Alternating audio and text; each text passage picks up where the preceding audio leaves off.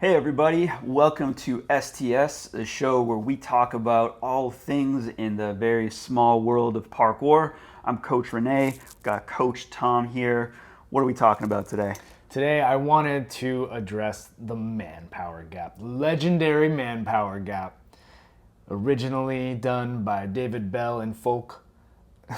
Real quick though, the manpower gap. So Manpower is actually like a company. Yes. and it's funny because like I didn't know that for years when after seeing videos of people doing the jump, I didn't know that's why it was named Manpower. Didn't you work for Manpower, like the company? Sadly, yes, I did for a bit. When I didn't know in my early 20s, when I didn't know what I wanted to do with myself, well, I kind of knew. I kind of knew that I wanted to do something with personal training at the time, and so this was like a way in between schooling, in between getting a certification for that. I just applied for companies like Manpower because they just needed someone to like stack boxes at a warehouse. Nice. That's what they do basically. So best box stacker in the land. Yeah, Renee Scavington. But when I heard the name Manpower, I always was like, yeah, it takes power to do this. It's the willpower. The being a man is doing this jump. Yeah.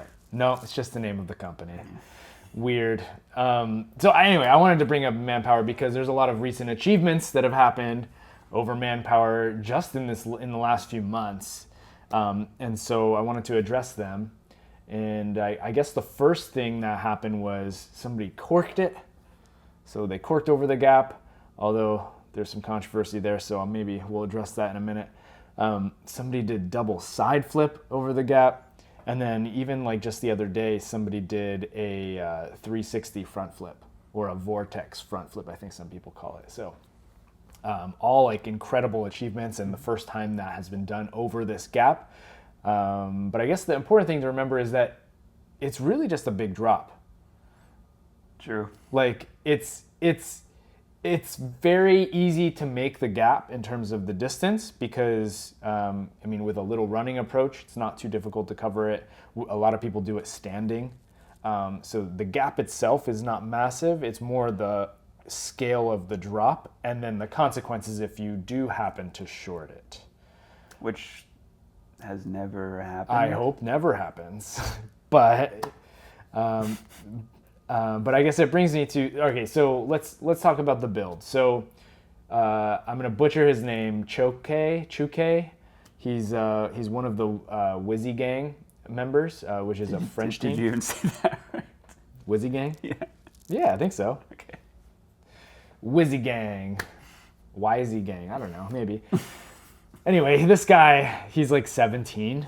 And he's recently did like a cork over a roof gap that was insane. But then he went and he did Manpower. And actually, it's the same guy, right? Yeah, it's the same guy. So, but he had a whole team working with him to help him do this, including somebody who built a platform to go in the takeoff so that you don't have to step up to the lip. You can just kind of make it it's like a flat takeoff. So.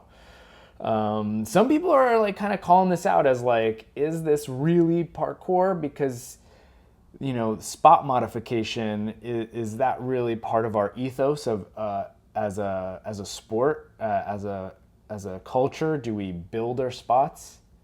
And I want to get your take on this. I'm curious what you think about how do you feel about spot modification in this case, in this very specific case with the building of a structure. In this specific case, I could care less. Yeah, you're just about, like, oh, yeah, cool. because it's a tiny modification. Like I think that lip looks like I don't know, something like that is the step up, and it's narrow, and you're definitely not going to do a cork from like stepping behind it. Oh yeah, no. Or a lot of the things that have been done since. So they're just like leveling it, which I've actually seen done. This is not so the reason I could care less is because I've seen this done before, and no one has batted an eye when it was done those times. Yeah. Like I've actually thought about there's the old Yamakasi documentary. Throwing back. Okay. Yeah. They do a roof gap where it's like they've built a ramp. Oh, really? For like Cha Din to do one of those cat leaps, Yamakasi style. And you can put planks of wood on like wet grass, on stuff like that. I've done that before. So they're building an approach. They're building a better approach, so that the level can be pushed. Yeah. So I don't care too much in this context. Yeah, I mean, some people are arguing that it's not the same. It's not the same gap. You've literally changed the environment and you've made it a different gap in a way. So is it still parkour? Yeah, it probably is. But I mean, like, it's you kind of downplayed like the amount of like spot modification it is. Like, oh yeah, they just made it level. No, they like literally like built a platform and they're like, oh, it's not perfect. We have to modify it even more to make it perfectly level. And okay, so is it wait, I'm gonna cut out there. Is it the detail of the build that you think adds to the argument that it doesn't count or that takes away from it, versus like, okay, say they had just put one piece of plywood like just over top, and then it was kind of angled so that it's like it ramped up to the lip. Do you know? Yeah. This is very hard to explain. I know what you're saying on a podcast. But. I hear what you're saying, and let's be clear here. I'm not like against it in the sense that I don't think it's like, I think he wanted to achieve cork. He wanted to cork Manpower, and so what was the only way that he's willing to do it is to build up to it. It's to literally build the spot, do the spot modification. And I guess like, where do we draw the line where spot modification is okay and where it isn't? So like, does, wiping down the landing surface count as spot modification? Or like when people use grip tape or Coca-Cola, where's the line of spot modification? Is it just like making something grippier, or is it like building a whole structure that you're actually adding to the spot? So in my view, I think it's totally okay. The big issue that I actually have with it is more in line with what happened after the cork, which is that group of very inexperienced teenagers went up and did Manpower and clearly had no idea how to land well. They just like crumpled under the force of Manpower. And I don't think they would have done it if they had to do the step up or had to do it from a standing takeoff. I think they needed that platform in there. And by Wizzy Gang and Choke or whatever his name is, by them leaving that platform there, it opened it up to make it easier to do for people who are less experienced and capable. So if we live in a world where like they took it away, does that put more into question the spot modification? Is like, oh, you built this and you did this incredible thing, and then you removed the tools that would make it possible for anyone else to like push it even further? Because what else have we seen since? There was like 360 front. 360 front and double side. And those things probably wouldn't have happened if that platform wasn't still there. Yeah, well, actually, I'm not sure if it was still there for the double side and the 360 front. We don't get to see the takeoff, but it definitely was still there for those kids that just jumped it. But I actually think like I would rather. I don't know. It's such a tricky thing because I mean, all right. Let's assume we're living in a world where double side and 360 front happened because they left the platform up there. Is that a good thing? I don't know. It seems kind of cool. It's cool that these things are happening. It's cool, but it feels like, what's the point? Like, so you just said it's cool, and I disagree. It's cool. You don't think it's cool? I haven't cared since the beginning, like since the cork. I haven't. I mean, someone's gonna just call me like a freestyle hater for this, but like I just haven't. So what did you think of cork? What did you think of cork? Okay, so cork happened. I thought that Sebastian Chuke. I thought his cork of a roof gap that he did was cool and was pushing the limit and stuff like that. But I think this idea that like going back to Manpower as a location to push the sport is stupid. Because as we said, it is just a drop. Yeah. Realistically, if you're a good jumper, it's just a drop. Yeah. If you're a good jumper. If you're an average person, you probably can't do it. But if you're a good jumper, it's just a drop. So I don't care for it. I think there are so many different places in the world that we've talked about. So IMAX, the Tampa Stride, yeah, places like that where it's so much cooler to see progressions over time. But I don't care how differently people can huck their body down this drop. If I'm being honest, the double side, the landing wasn't very good. Like actually, the cork was actually like the nicest landing recently. Mm-hmm. Like he corked, he landed, did a good roll, and he was done. Double side, he kind of ate it, and same thing with 360 front, he kind of ate that landing too. So like, in a sense, I agree. It's like, yeah, they're just kind of hucking themselves across this gap at this point, and it's the coolness factor in my head is the historical precedent of what that spot is, and we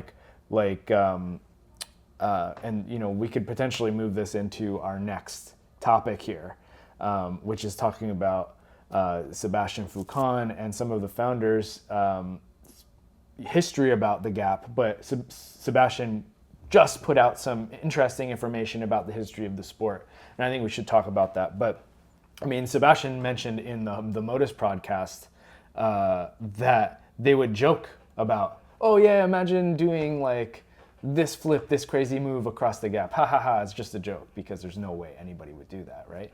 But now, many years along, it's like people are starting to do ridiculous things across the gap. And it's getting kind of insane. And I kind of agree. It's like, I'm kind of done seeing what, like we have written on our notes here, like what's next? Like what's the next thing that's going to happen at Manpower? But I kind of don't really care. Like that was my trap. Yeah, that's the trap. Yeah, I wrote here on the show breakdown what's next as I was going to throw to you, and then when you threw back to me, I was going to be like, I don't care because I'm that guy. Yeah, I mean, like all right, let's entertain that question really quick. What is next? What's likely to happen? Well, double side has happened. Double front has not yet. So double front will probably be the next thing. That's the next logical step that I can see happening. That's so much impact. Oh yeah, I know, and I don't know if I even want to see it happen. And I don't know. I don't even know what to expect next. Like, you know what hasn't happened at Manpower? Nobody's tried to land on the edge. No one's tried to stick it. Yeah. Nobody's tried to stick Manpower. Please don't. Yeah, don't. But yeah, I don't know what else there is to milk out of this gap, and so I'm just kind of, I think I'm in your camp here, where I don't really care too much about the gap anymore, other than the historical precedent that was set early on. Early on meaning like just jumping it. Just jumping it, and like and a lot of people go there to do it as like a pilgrimage of like, oh, I'm going to the historical site of where David Bell and the Yamakaze did crazy jumps, and I mean, you think about that jump in particular, how insane it is just to do. Like when Storer did it, they all kind of ate the landing and were like, that sucked. Like, and so it's like these are guys who have been training for, over a decade and still like not really dealing with the landing very well. And David Bell is like, our earliest videos of David Bell, we see him doing it and doing it well and then taking more drops after. That's like his specialty though, or one of. Yeah, true. Like him and Seb, one of their specialties is just height drop to roll. Well, that's because at the time there wasn't that many moves. So like, what are the moves that you can do? Jump bigger than that. But it's funny because we're actually re-entering an era of height drops, because it was like height drops were like really popular back then, and like big gaps and things like that. And then we kind of moved away from it in favor of more technical parkour. And now I think we're moving back in that direction because it's like, it's cool again. Or it's just like accepted, because I think part of the reason why I ran out of it is because of the shame. There was a ton of shame back in the day. When I first started parkour, like if you posted any kind of height drop that was like above your head, it was like, why are you doing a height drop? Like, that's bad for you, bad for your knees, bad, don't bend past 90 degrees, like all these like terrible like myths around height drop. And you know, I think it was good in a sense because it kept people in check for like, you know, being a little bit more responsible with their training. But at the same time, I think it also potentially held some people back from pushing it because they might have been good at it. So. All right, so we already kind of alluded to this topic, but Sebastien Foucan came out first on his own Instagram, and it's a video that actually doesn't have a ton of views yet, and it was Instagram Live.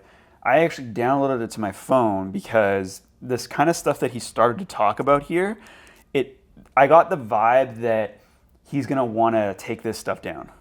That was like the vibe, because he's talking about the history of parkour, some of the lies, and which kind of sounds like a strong word, but or myths around the history of parkour.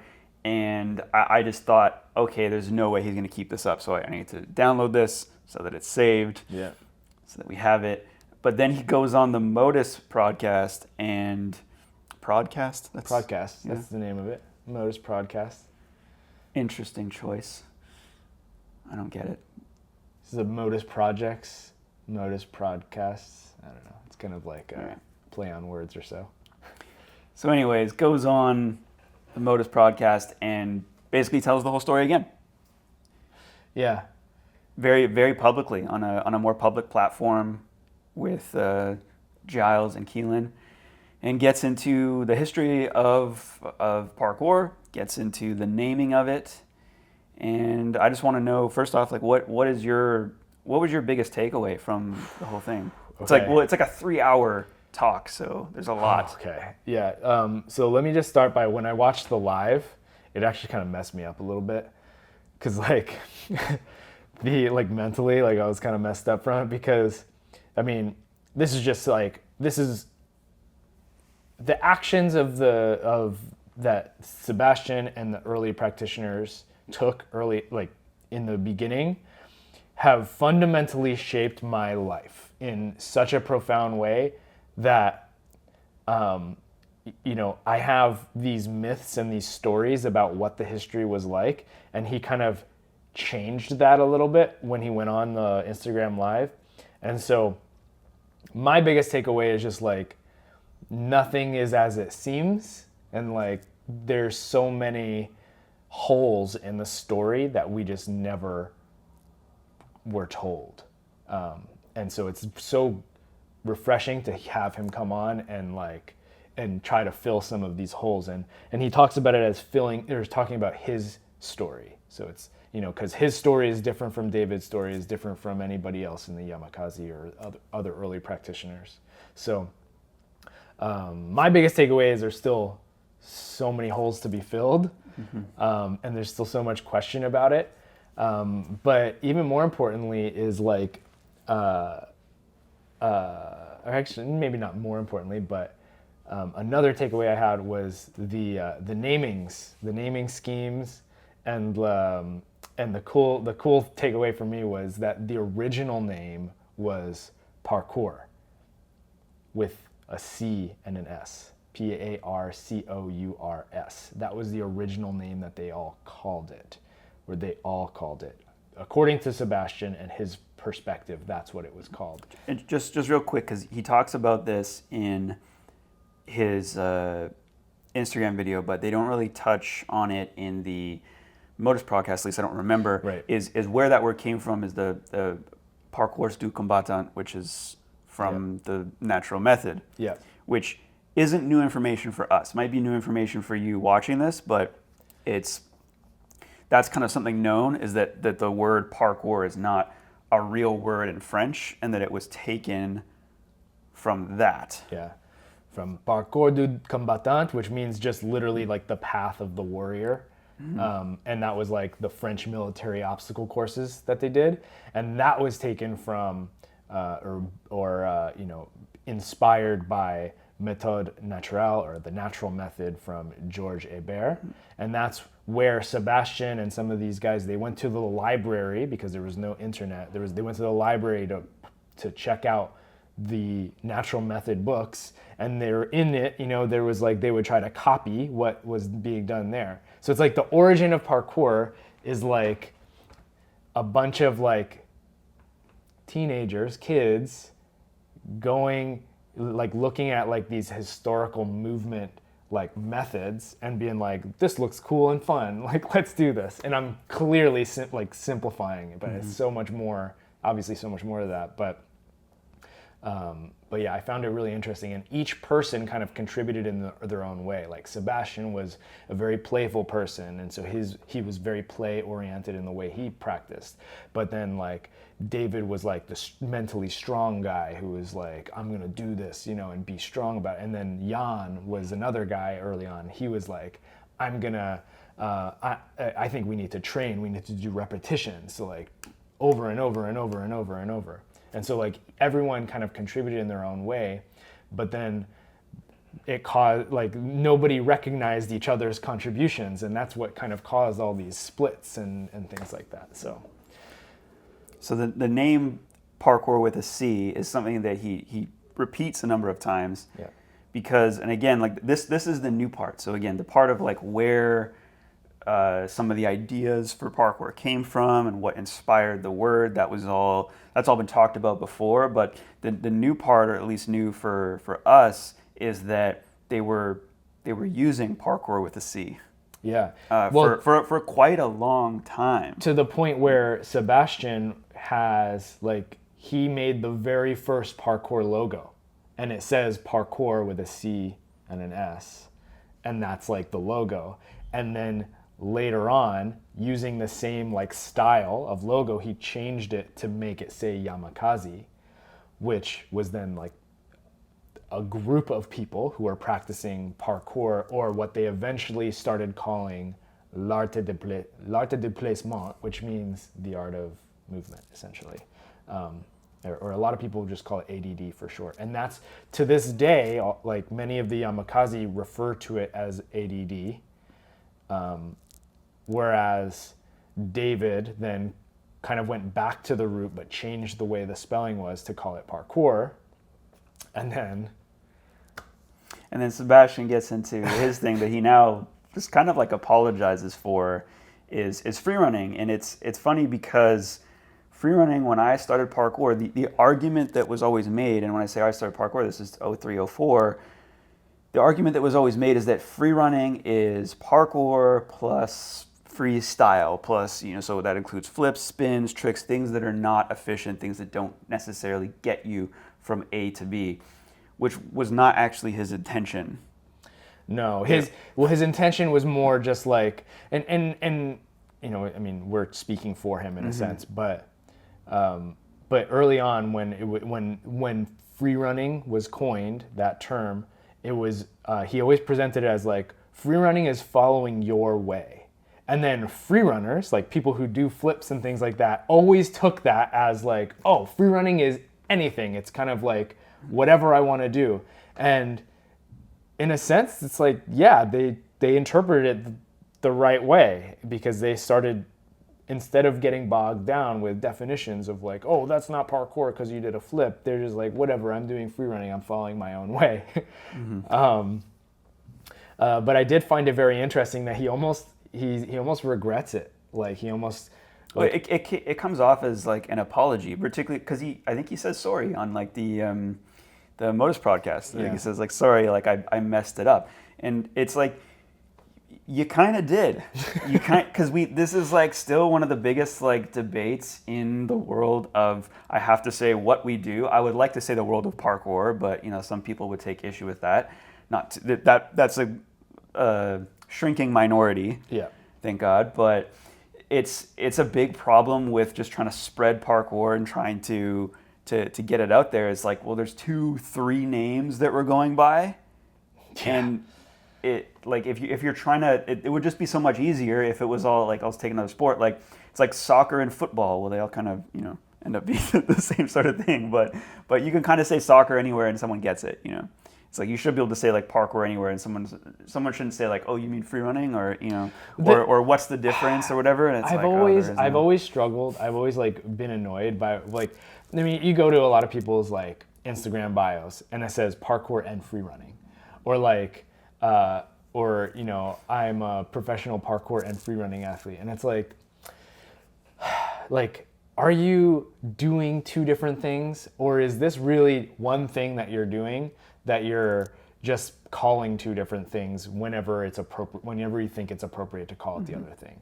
I always found that super weird, and I'm actually like, in my own practice, very much a traditional parkour person. I don't do a ton of flips. I do some flips, and not all of my movement is around doing like efficient A to B movement. A lot of the time I'm doing more aesthetic movement or just fun challenge-based stuff. But I think there's room in the parkour umbrella for all of those things. And I think the distinction could be made, which has already been made, by, calling things like, style parkour. It's still parkour, but it's under the style umbrella, the smaller umbrella. So, yeah. So the naming conventions, so names in parkour have been the most annoying and frustrating thing to deal with. I mean, even down to the names of the moves. Like we have Kong, or it could be cat pass, but we also have cat leap. No, but that's actually arm jump. But what's a lâché? A lâché? I think we should call lâchés arm jumps. Yeah, it makes more sense. It's more of an arm jump than an arm jump is. I think there's like such a resistance with naming conventions too, like where I just wish people would. I don't know. I guess I'm a pretty stubborn individual, but it's like there's a stubbornness around a lot of things that you could look at. Okay, what's the greater term being used, and why does it make sense, and why is it okay? Like again, Kong and cat pass, and there's this weird thing where like when you hear a lot of British practitioners who don't like the word Kong, they talk about it as like, oh, it's related to like urban free flow or EZ, and it has like that sort of context. And I wonder why that's like there's more resistance, because it's something that they hate about the past. Whereas you do have a bunch of like younger British practitioners that say Kong.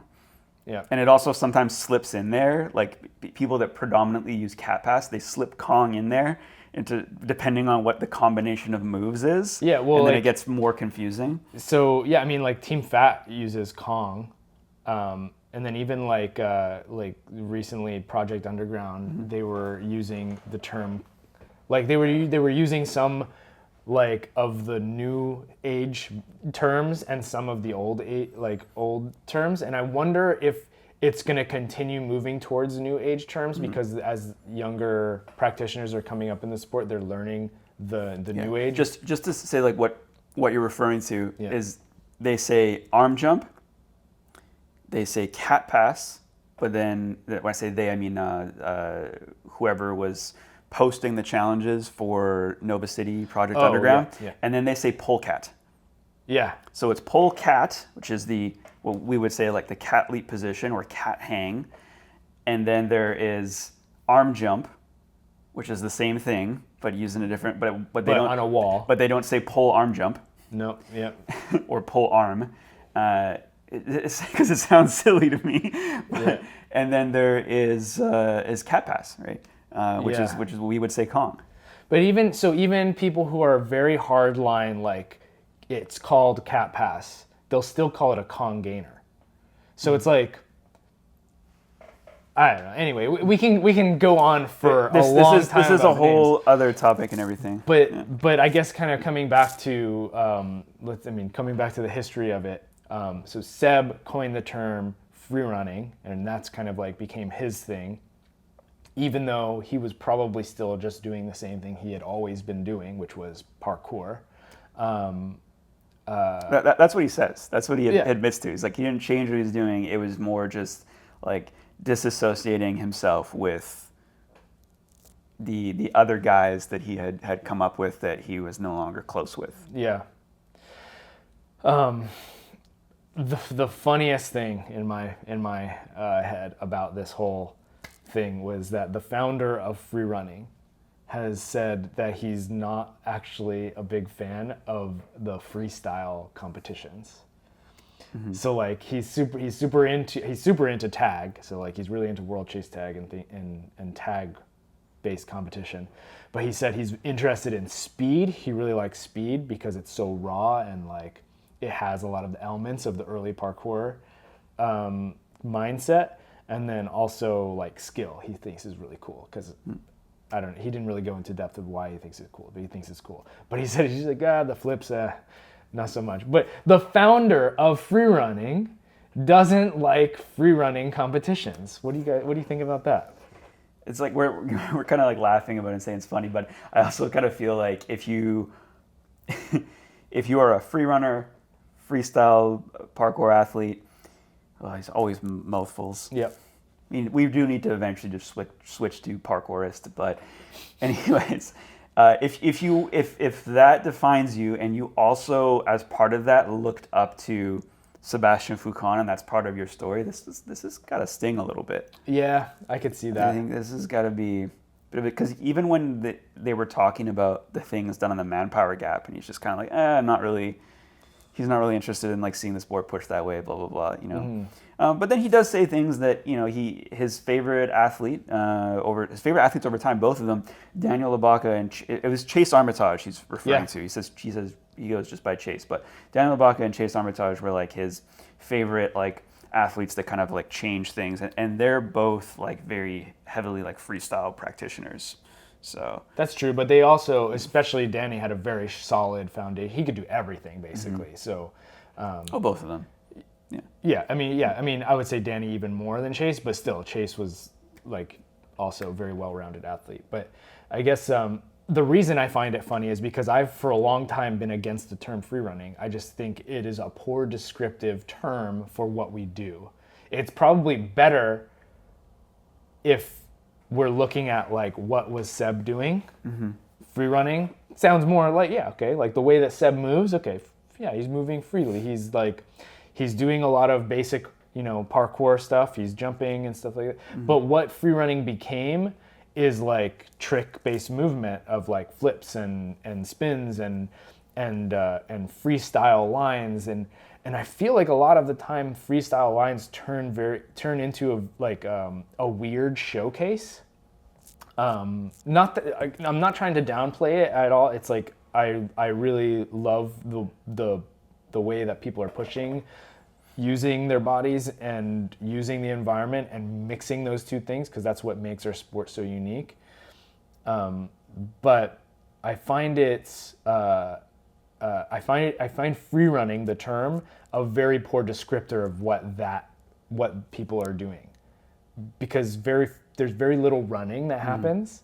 It might be free, but it's definitely not doing a lot of running. It's a lot of like plyometric, like flipping and swinging off bars and like pushing off of walls, or, you know, stepping on walls. I don't know. So, if we're talking about like the English language, running free sounds a lot more like parkour.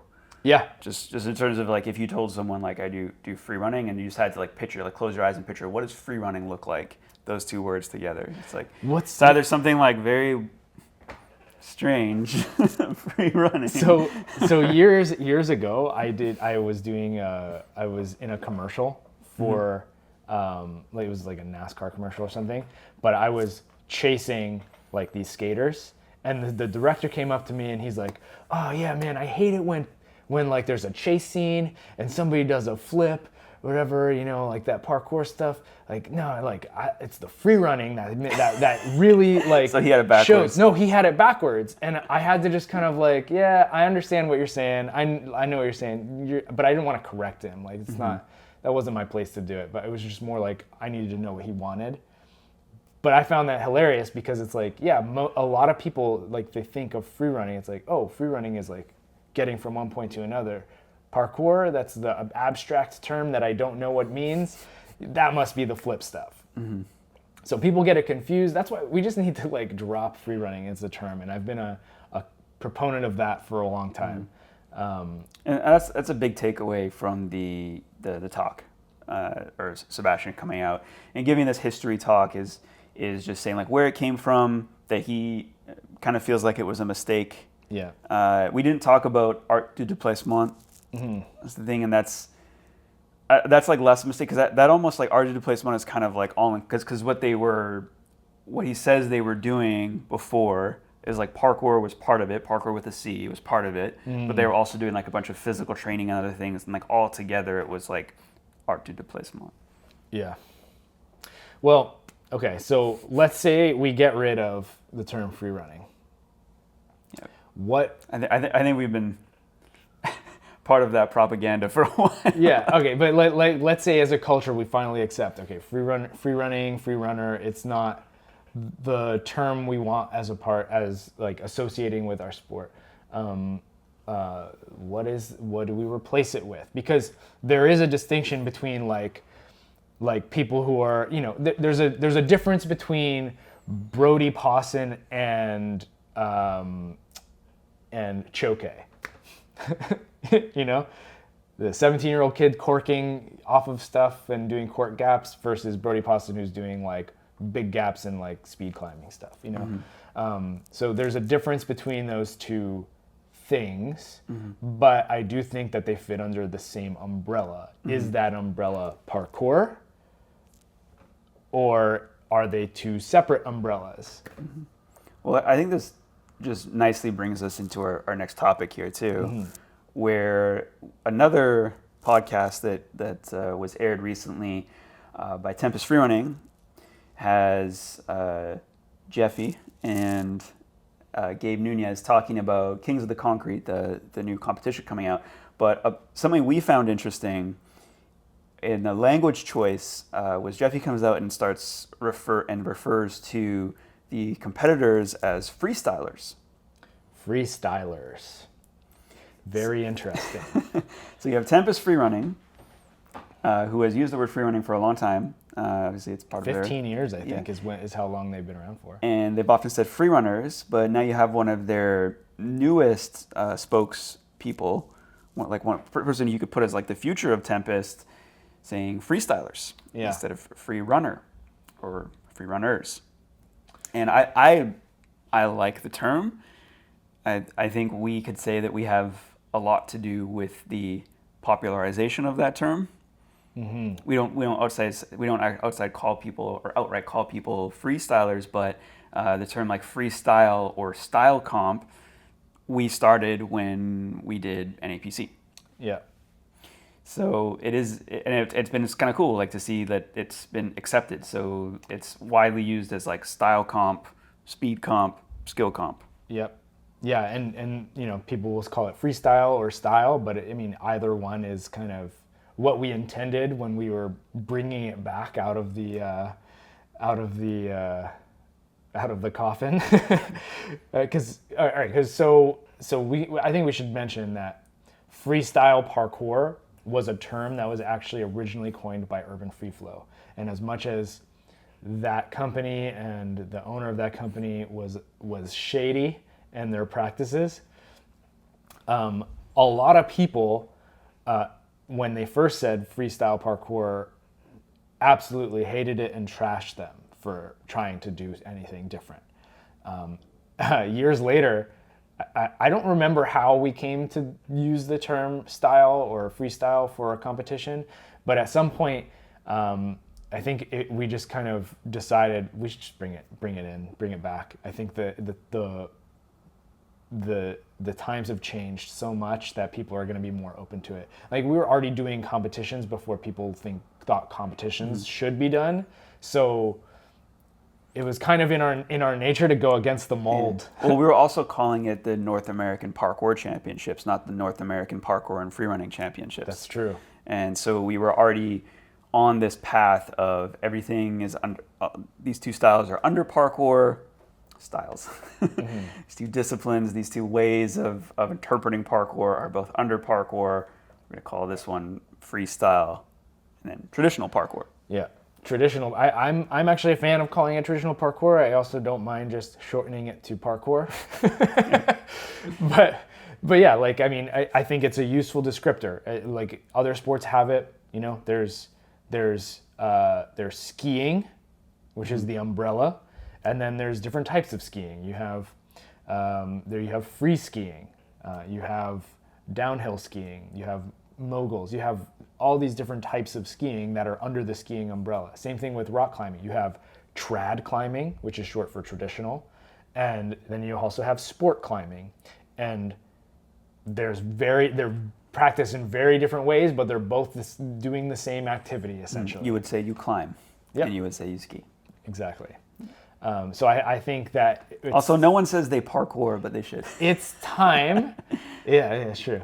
It's time for us to move like past this divisive way of thinking about parkour as parkour and free running, and just call it all the same thing, and just, you know, have different subsets of parkour the way that you practice. I mean, you can even further divide it to, like, you know, ascent, you know, people who do like ascents, you know, or like heavily focus on ascents, or people who do like you call it geek parkour, but you know, like small moves that are like kind of more Floor. It's like floor is lava. More it's like like- I do some geek. yeah, You cat leap something that is hip height. yeah, that's It's like that would. It's like whenever I do, whenever I go geek, I always think how much cooler this would look if it was actually at height, basically. But it's not going to. It's going to look ridiculous. whenever I go geek. I'm gonna start geeking out real quick. Yeah, man. Anyway, I didn't think this would be like this whole. When we started recording this episode, I didn't think we would start going heavily into the parkour freerunning debate, but here we are. Yeah. I do think it is time to move on, though. I agree. Yeah. So our last topic here, Kings of the Concrete. We already talked about that a podcast came out explaining what it's all about. We're gonna just shorten that a little bit here and talk about some of our takeaways from it. So again, one of them, the Jeffy coming out and saying freestylers. I thought that was very cool. I like it. Let's keep going with that one. I'm into it. And the format of this competition. So it is a invite only with some online submissions. And very cool is that it's happening. Okay, so I actually wasn't clear after watching this. Is it happening at the spot in, oh God, is it Michigan or? So yeah, so I don't know. It sounded like that's what they wanted to do, but because of the pandemic, there was some problems that resulted in them not doing it. So the spot is unknown then. But I'm unsure of where they're actually holding it. Okay. So let's assume the spot's unknown. It's going to be a concrete spot, and you get the name of the spot right before it happens. This is all based off of a BMX competition, or something. But I think the idea is very cool of just doing something different. So I think my big takeaway is like Tempest is doing something different. They're always trying to do things differently. And I think that's what's unique about the brand. I think it's very brave, and I think it's good overall for the sport that they're just trying to play around and do things that are fun, do things that are different and are fun. This sounds like it's going to be a good time. Just people showing up, throwing down. It's a winner take all, big prize pool. That's my takeaway. I'm just looking forward. I think it's gonna be a lot of fun. I actually am. When is it happening? Is it April? April, probably too soon. Dang. Because I was just gonna say, like, I kind of want to know, because I'd be interested in showing up and seeing it. Since the world is kind of opening up now. So I think it's pretty cool. My takeaway, I think it's really like a cool idea, and I like that they are very much influenced by other extreme sports, because that's clearly the direction that parkour has gone. Without me realizing it over the course of my almost 15 years of practicing parkour, I went from thinking parkour was this martial art-like discipline where, you know, I'm trying to train my body to be capable in all types of scenarios, be strong to be useful, the ethos of parkour. And without me realizing when the switch over happened, I started realizing that I'm suddenly I'm actually doing an extreme sport. Like that's actually more in line with what I'm practicing. I'm closer to skateboarding right now than I am to judo or jujitsu even. While I still like to be influenced by the original purpose of my training, which was I love using parkour in real life. Like it's like, oh, you need me to get that off the roof there? Done. Like I'm excited to use parkour in a real life scenario.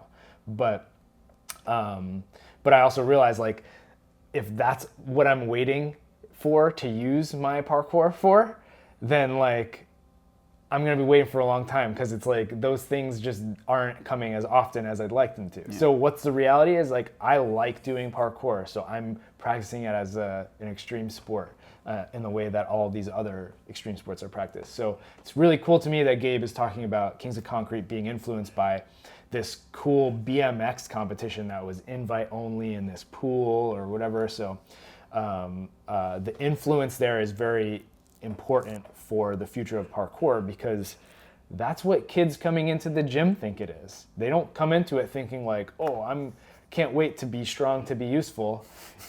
They come in thinking, I want to learn a backflip, or wouldn't it be cool to do that jump?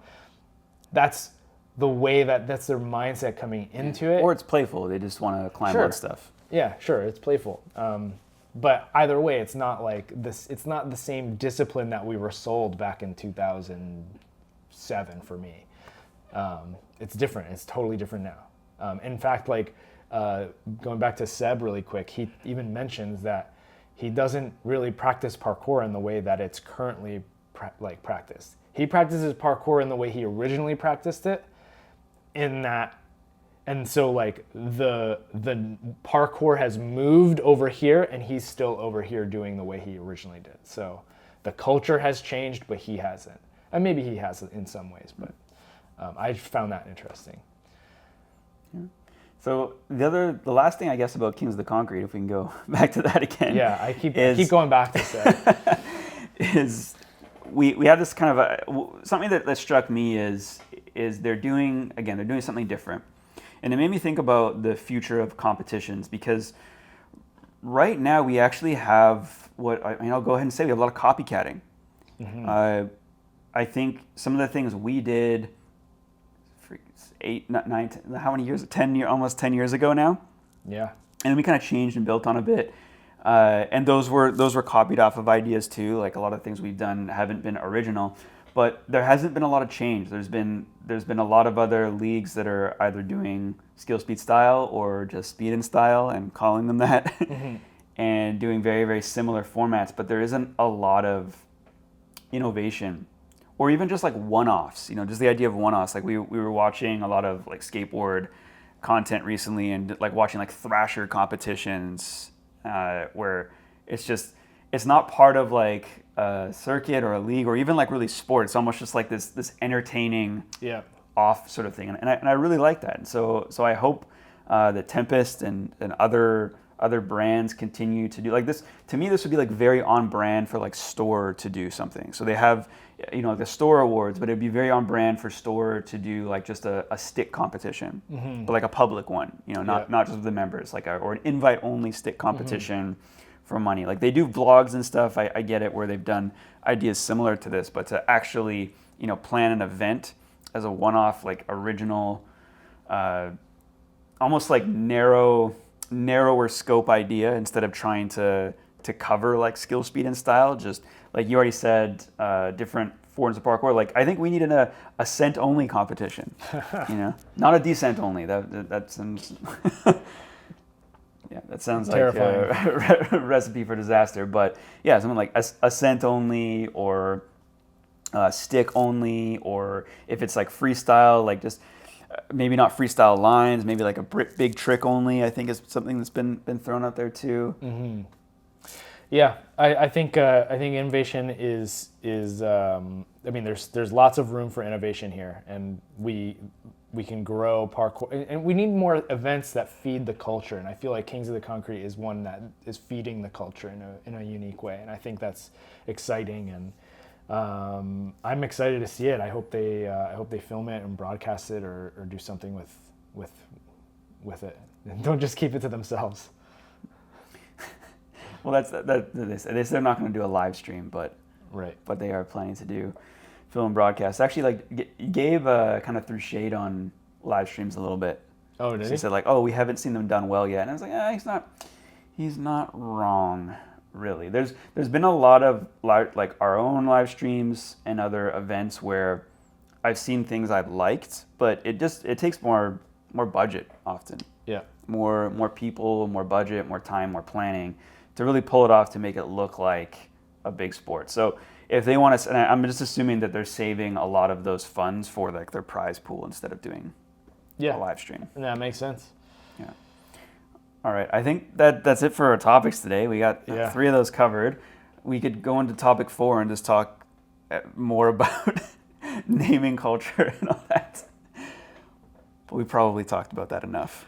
So, quickly, I mean, with Tempest doing Kings of the Concrete, Jeffy calling people freestylers, this information about Seb where he's just like regretting talking about free running, will Tempest change their name from Tempest Free Running to Tempest?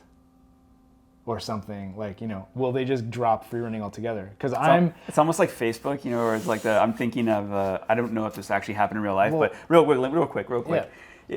You've seen The Social Network where you have like Justin Timberlake playing the guy who invented Napster, and when he comes into the film, they're calling it the Facebook, and he's like, drop the. Just Facebook. So it's like, I don't know, maybe, Tempest, drop the free running. This has already happened. This has already happened. A little bit, because that's how it's referred to. No, not in Tempest, but this has happened in parkour culture. A big name had an extra word on their name, and they kind of recently dropped it. I don't know who you're talking about. Storer. What was it? Blog? Storer blog. Yeah. For years it was Storer blog, and then eventually they dropped the blog, and it's just Storer. So it's not. The precedent has been set. You can change the name during your reign as a parkour brand. So it has been done. All right. Well, if you enjoyed this video, please like and subscribe. Share it with a friend. Leave us a comment below about one of the various topics if you agree or disagree with us, and we'd be happy to disagree back. All right, we're out. Peace.